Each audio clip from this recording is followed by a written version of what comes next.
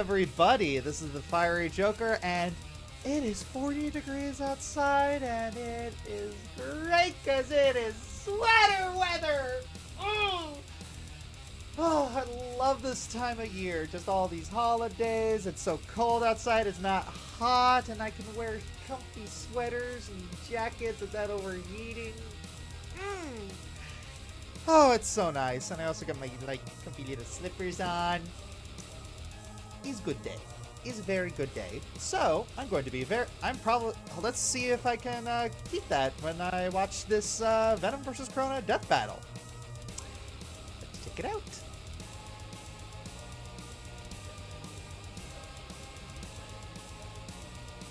Skipping that.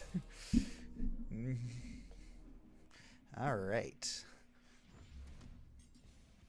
It's always nice to have a best friend attached to your hip, like me and my shotgun leg. They're friends even further than that. Venom, the lethal symbiote, and Spider-Man's best frenemy. And Crona, the deadly demon sword from Soul Eater. He's Wiz and I'm Boomstick. And It's been a while since I've seen Soul Eater.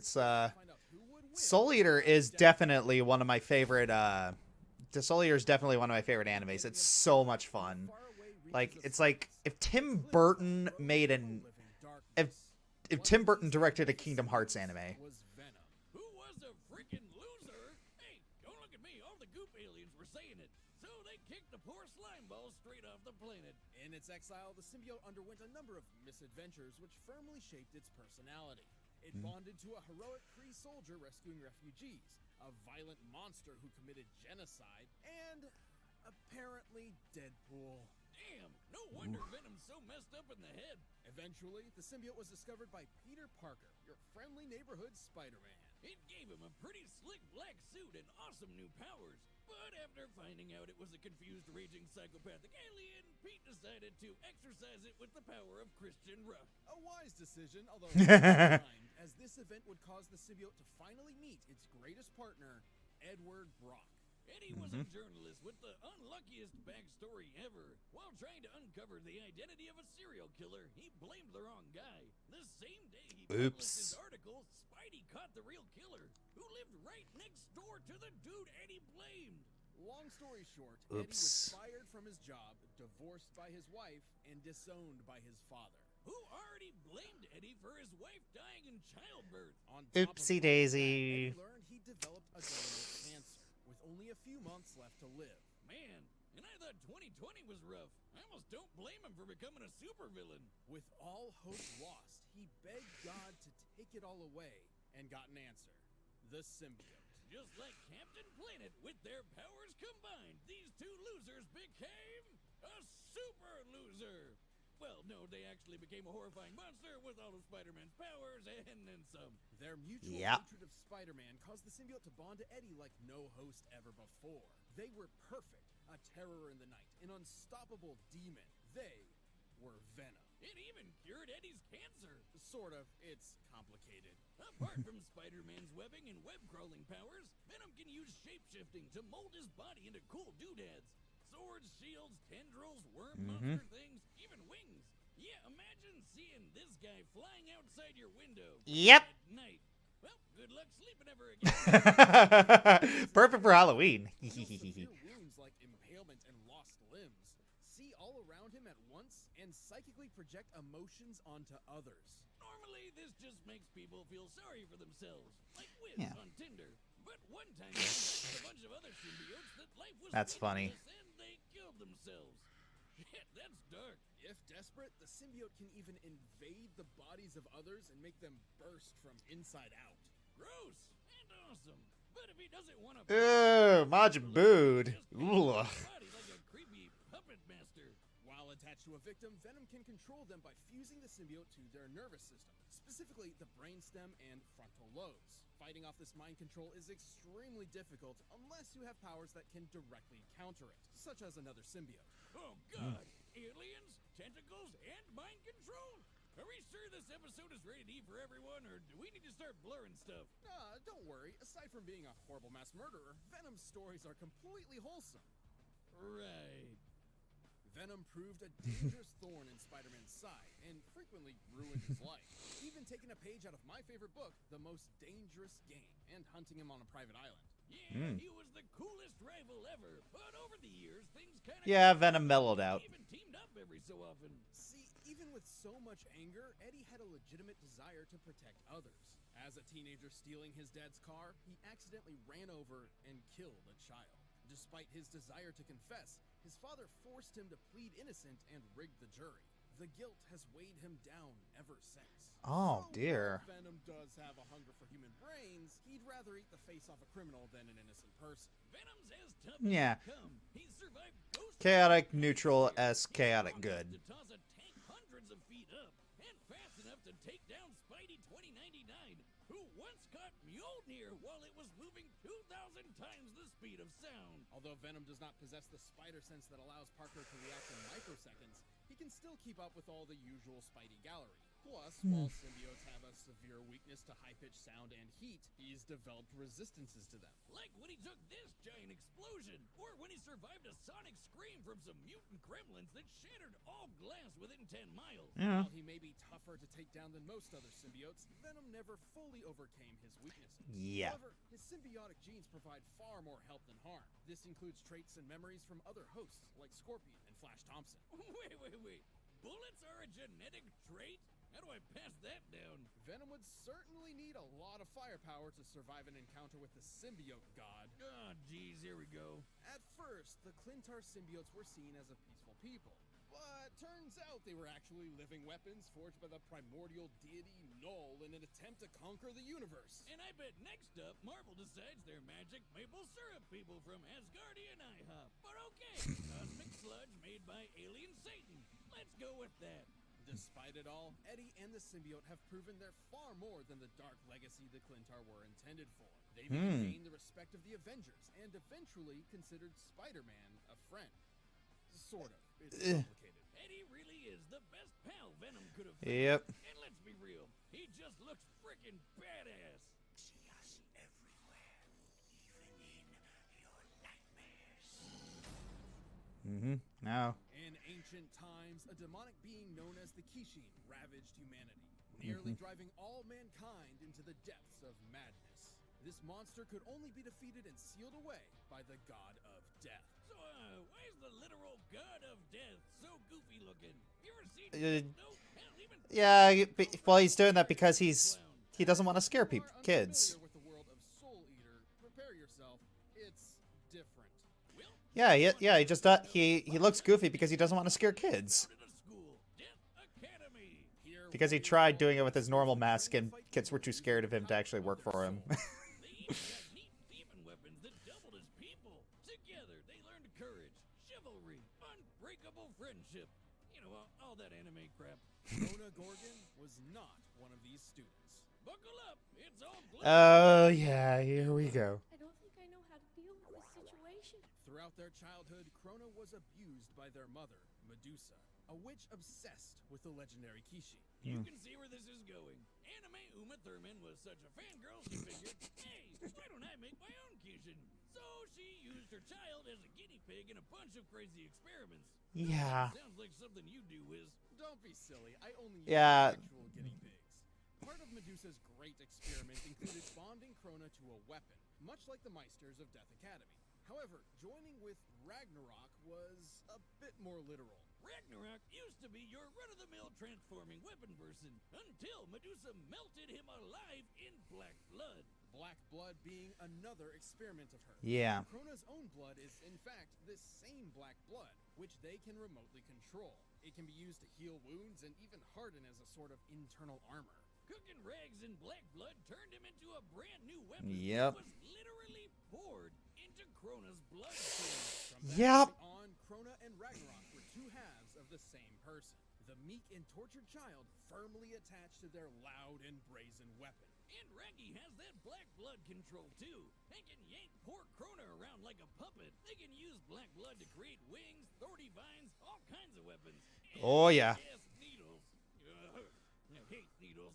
What's up with that mouth when he transforms into a sword? That thing's messed up. Like the Meisters, Crona can wield their own soul in combat. amplified by Yeah. Ragnarok as a technique called screen resonance. Think of it like hooking an electric guitar up to an amp, though more akin to a screeching banshee on LSD. I didn't know you play. I don't. It's incredibly powerful. Ragnarok vibrates his cutting power. Hey, are you okay? What? Crona set out on a quest to become a Kishi, which required quite a lot of homicide. Yeah. Ragnarok can absorb the souls of dead people, and supposedly enough souls will turn Crona into the Kishin. So they went around slaughtering hundreds of people. Despite their name, Death Academy wasn't exactly a fan, Yeah. particularly their star student, Maka Alburn. Don't worry, she and Crona ended up becoming good friends. Until they weren't. Sort of. It's complicated. As a pawn, Yeah. Oh gosh. notably after gaining or absorbing the powers of the monstrous Black Clown, the Demon Tool Brew, and even Ashura, the original Kishi. All of which increased Crona's abilities, especially the black blood. Now Crona could turn their entire body into goop, and the slightest touch could inflict madness. That's Yep. Madness with a capital M, by the way. This madness is a corruptive effect that causes targeted variants of delusion or obsession, Yep. often spread as a wavelength. The wavelength of Crona's mad blood specifically causes violent psychosis. Crona may be a pawn, but they're a badass. They can cut through a whole ghost ship, cover the moon with sound waves, open the moon's mouth. Yeah, I'm not entirely sure that this is a fair fight.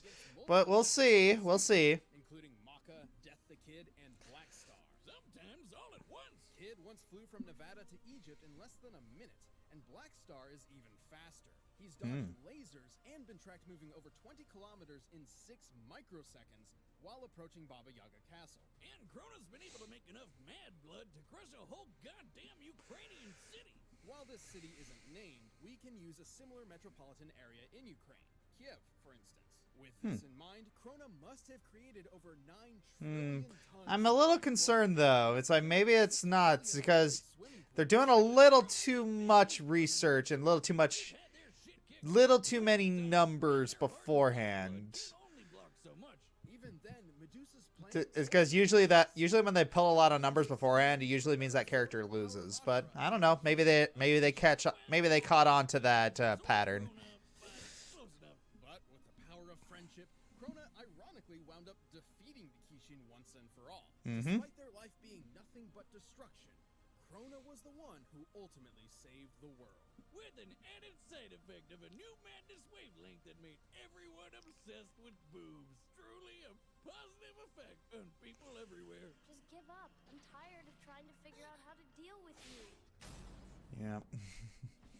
All right, the Hey. through all possibilities. Yeah, that was one of the annoying things about Soul Eater. Just How about chewing on it has that shonen obnoxiousness with fan service.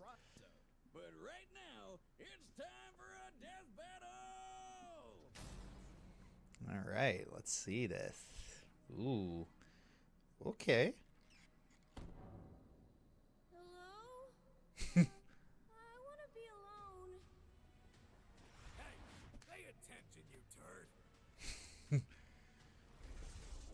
Ah, lucky day. 2 brains for the price of 1.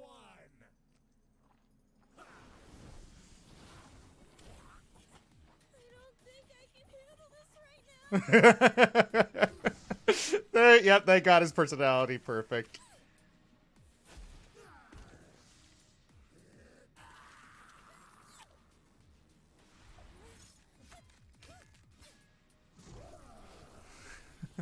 Ooh. Your mind is ours. Dinner time.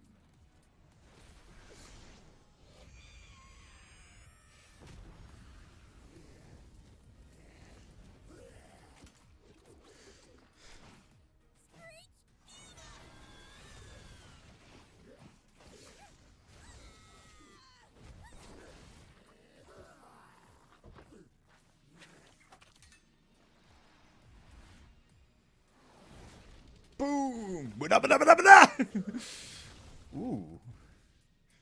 He's gone? What is he?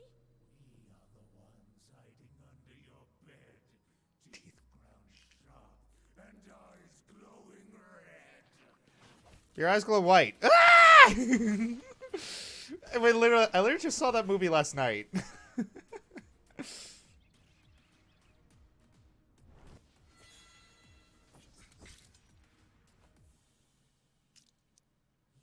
blood.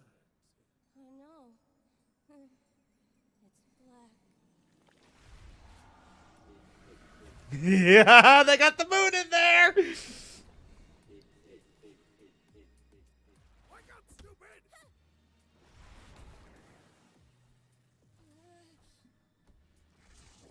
Oh, they got that in there.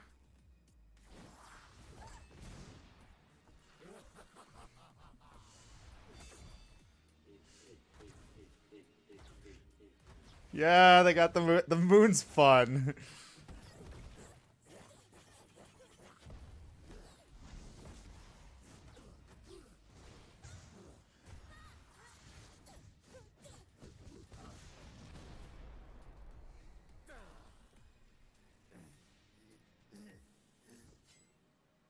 We are the darkness. We are your nightmare. We are Venom. I hate you.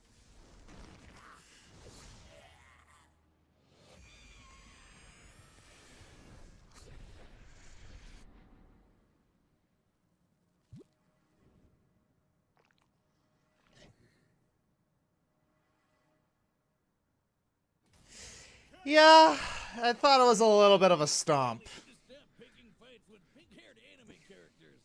They're f***ing crazy. Venom was certainly a tricky opponent. His shape-shifting camouflage and multitude of weapons kept Crona on guard. Unfortunately, Venom lacked the power needed to keep up. Yeah, Crona is Crona matching black really hard to... Crona's defenses were a little busted. while Venom only topped out around Mach 2000. And while Venom has shown incredible physical strength that puts Spider-Man to shame, he could never compete with 9 trillion tons of mad blood. Which, by the way, that precise control of the black blood totally meant Crona could push out any of Venom's attempt at being a puppeteer. And Crona has shown even greater feats of strength as well. Assuming all of the moon's teeth are similar in size and stone, opening this jaw is equivalent to lifting over 10,000 tons. Of course, the final nail in Eddie's coffin was the fact that half of Crona's arsenal was sound-based. Yeah, that was kind of the clincher. I feel like this is I feel like this wasn't very fair. So we needed to determine if Crona's sonic waves were great enough to effectively harm him. You know those gremlins who shattered every window in 10 miles with a screech attack? The symbiote barely survived it, so that's a good high end to look at. It takes at least 100 decibels to shatter glass normally. Yeah. To cover that much distance, the combined sonic blast must have equaled about 244 Ooh, that's decibels. really In loud. contrast, in order to engulf the moon, Crona's sonic waves must have reached over 275 decibels. And yes, that's considering the weird size and shape of the moon. Ugh, just look at that freaky thing. Sure, 275 doesn't seem that much more than 244, but decibels increase on a logarithmic rate. Oh yeah, they do. That means Crona's sound attack was actually over 1,000 times stronger. Vanny for sure wasn't surviving that. Eddie and the symbiote held their own with versatility, but Crona and Ragnarok had them beat in destructive power, blistering speed, and an arsenal that could take advantage of Venom's key weakness. Looks like Venom just got Ragnaroked. The winner is Crona. Yeah, this is a stomp. Thanks for watching this episode. This guys. really was a Come back stomp. Next week to see previews of our upcoming matchups. If you want to watch more stuff, you can click the boxes right around here, and you can always pick up some TV merch at store.roosterteeth.com. Alright. Attention, blue team! This is the red team! We are here to destroy you! I got a tank. People with tanks are never outnumbered. About that.